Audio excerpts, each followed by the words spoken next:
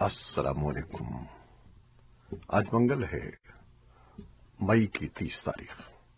पाकिस्तान में इस वक्त शाम के 7, भारत में 7:30 और यहाँ हमारे स्टूडियोज की घड़ियों में सुबह के 10 बज रहे हैं। वॉइस ऑफ अमेरिका वाशिंगटन की उर्दू सर्विस से मैं हूँ खालिद हमीद, खबरों के एक बुलेटिन के साथ। अमरीकी कांग्रेस के पाकिस्तान कॉकस की सरबराह और डेमोक्रेटिक खातून रुकने कांग्रेस शीला जैक्सन डी ने पाकिस्तान में किसी मखसूस सियासी जमात के लिए आवाज उठाने के तासुर की नफी करते हुए कहा है कि मैं कांग्रेस के पाकिस्तान कॉकस की सरबराह हूं और जमहूरियत और इंसानी हुकूक के तहफ़्फ़ुज़ पर यकीन रखती हूं। इसी तनाजुर में एहतजाजी रैली के पाकिस्तानी शुरका से मैंने फोन पर उमूमी बात की थी। मेयर के ओहदे की मजबूत उम्मीदवार शीला जैक्सन ने इन ख्यालात का इजहार 2 रोज कबल अमरीकी शहर ह्यूस्टन के मकामी होटल में अपने एजाज में मुनक़िदा फंड रेजिंग ज़ोहराने के मौके पर मीडिया से गुफ्तगू करते हुए किया। वाज़ेह रहे कि अमरीकी महकमा खारजा की जानिब से 9 मई के बाद से बार बार ये कहा जाता रहा है कि वो पाकिस्तान में किसी एक सियासी रहनुमा की हिमायत नहीं करते, बल्कि इस बात पर इसरार करते हैं कि वहां कानून और इंसानी हुकूक की पासदारी होनी चाहिए। पाकिस्तान में सियासी गैर यकीनी की सूरत हाल मजीद पेचीदा हो रही है। एस्टैब्लिशमेंट से होने वाले तसादुम के बाद पाकिस्तान तहरीक इंसाफ और मुल्क में इंतखाबात के मुस्तकबिल से मुताल्लिक कई सवालात पैदा हो गए हैं और साथ ही एक नई किंग्स पार्टी बनने की बासगश्त भी सुनाई दे रही है। सियासी बहरान से निकलने के लिए आमतौर पर बातचीत का रास्ता ही तजवीज किया जाता है। पीटीआई के चेयरमैन इमरान खान अपने हालिया बयानात में मुज़ाकरात का इंदिया दे चुके हैं, लेकिन मुबस्सरीन का इस बारे में कहना है कि मौजूदा हालात में पाकिस्तान की इस्टेब्लिशमेंट जख्म खुर्दा नजर आ रही है और इस वजह से वो किसी से कोई मुज़ाकरात नहीं चाहती। बाज़ मुबस्सरीन का ख्याल है कि गुज़श्ता 1 साल से ज्यादा अरसे से पाकिस्तान जिस सियासी अदम इस्तेहकाम का शिकार है, मईशत मजीद उसका बोझ उठाने के काबिल नहीं है। सियासी इस्तेहकाम के लिए जल्द या बदेर इंतखाबात ही वाहिद रास्ता हैं। ताहम मौजूदा हालात में इस बारे में भी शुकूक व शुबात पाए जाते हैं। ईरान के वजीर दाखिला अहमद वाहिदी ने तालिबान और ईरान की सरहदी मुहाफिज अफवाज के दरमियान हालिया झड़प के हवाले से कहा है कि मुज़ाकरात हुए हैं और मसला हल हो गया है। वाहिदी ने यकीन दिलाया कि इस वक्त कोई मसला नहीं है और सरहद खुली है और हालात मामूल पर हैं। ईरानी मीडिया ने इत्तला दी है कि पीर के रोज ईरान के दारुल-हुकूमत तेहरान के जिले करचक में 6 अफगान मुहाजिरीन अपनी रहायशगाह में गैस का धुआं भर जाने से हलाक हो गए हैं। सैकड़ों अफगान मुहाजिरीन मकासिर इंडोनेशिया में अपने एहतजाज को जारी रखते हुए अक़वाम मुत्तहिदा के हाई कमिश्नर बराए मुहाजिरीन के दफ्तर के सामने जमा हुए। पीर के रोज इस एहतजाज के दौरान उन्होंने अक़वाम मुत्तहिदा से कहा कि वो उन्हें दोबारा आबाद करे और बरसों से जारी ताअत्तुल का शिकार सूरत हाल को खत्म करे। भारतीय पुलिस ने बताया है कि भारत के ज़ेर इंतजाम कश्मीर में हिंदू ज़ायरीन को एक मज़ार पर ले जाने वाली एक बस मंगल को हाईवे के पुल से फिसलकर हिमालय की घाटी में जा गिरी, जिसके नतीजे में कम से कम 10 अफराद हलाक और 55 जख्मी हो गए। ये बस शिमाली रियासत पंजाब के अमृतसर शहर से कटरा शहर जा रही थी कि जम्मू शहर के करीब खाई में जा गिरी। एक मकामी पुलिस अफसर ने सहाफियों को बताया कि बस में गुंजाइश से ज्यादा मुसाफिर सवार थे। उन्होंने कहा कि मरने वालों का ताल्लुक भारत की मशरकी रियासत बिहार से है। इलाका मकीनों और हुकाम ने जाए हादसा पर पहुंचकर इमदादी कार्रवाइयां शुरू कर दी। जख्मियों को अस्पताल में दाखिल करा दिया गया है। भारत की मारूफ दानिशगाह दिल्ली यूनिवर्सिटी ने ग्रेजुएशन के निसाब से शायर मशरिक अल्लामा डॉक्टर मोहम्मद इकबाल से मुतालिक मजमून को हज़फ करने और आरएसएस के एक नजरिया साज वीडी सावरकर पर मजमून शामिल करने का फैसला किया है, जिस पर इल्मी और अदबी हलकों की जानिब से शदीद तनकीद की जा रही है।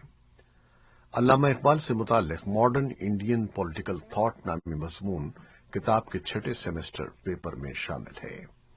تاہم یونیورسٹی اکیڈمی کونسل کے اس فیصلے کو یونیورسٹی کی ایگزیکٹو کونسل کی منظوری ملنا باقی ہے۔ ماہرین اقبالیات، ماہرین تعلیم اور متعدد سماجی اور ملی شخصیات اس فیصلے کی مذمت کر رہی ہیں۔ یونیورسٹی کے وائس چانسلر یوگیش شرما کے مطابق بھارت کو تقسیم کرنے کی بنیاد رکھنے والوں کو نصاب میں جگہ نہیں ملنی چاہیے۔ ان کی جگہ پر طلباء کو اپنے قومی ہیروز کے بارے میں بتانا چاہیے۔ علمی شخصیات نے اقبال پر ملک کو تقسیم کرنے کے الزام کی تردید کی ہے۔ حکمراں جماعت بی جے پی کی طلباء شاخ اے بی وی پی نے اس فیصلے کا خیر مقدم کیا ہے۔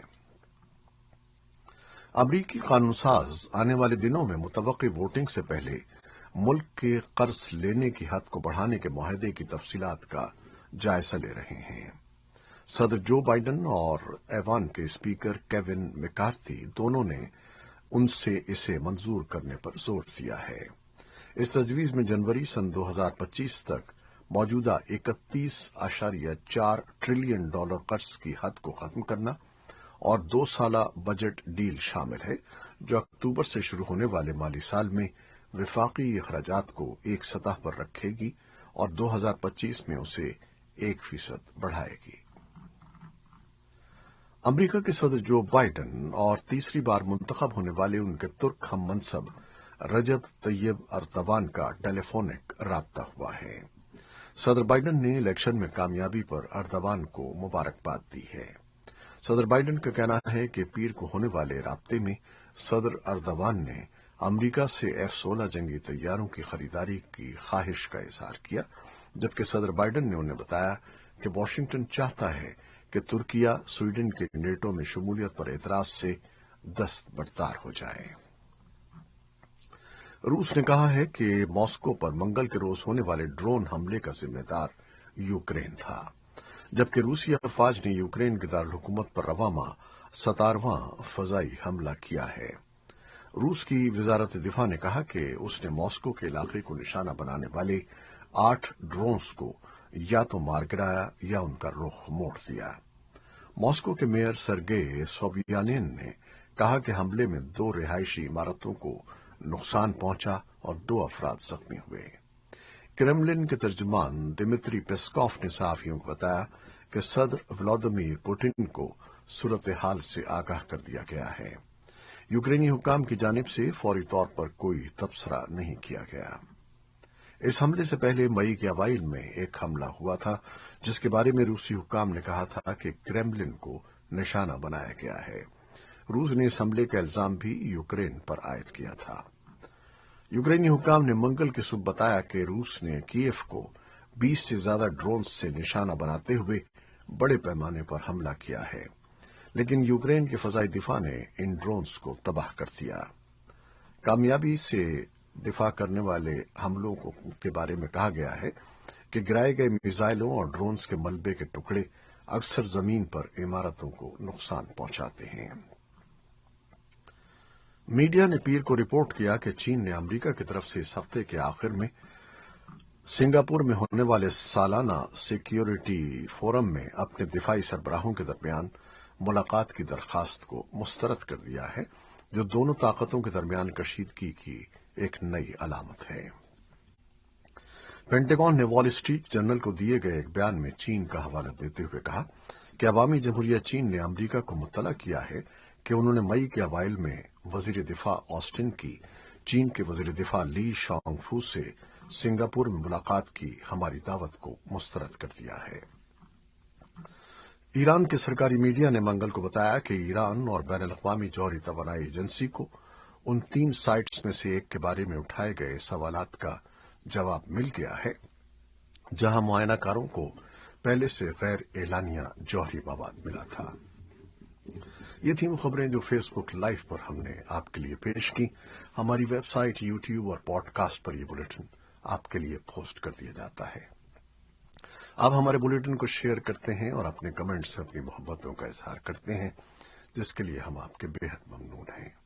اپنی ان محبتوں کو جاری رکھیے گا۔ کیمرامین سید اصفر بام اور قذافی بابر اور نیوز ایڈیٹر بہجت جیلانی کے ساتھ خالد حمید کو اب اجازت دیجیے گا۔ اللہ حافظ۔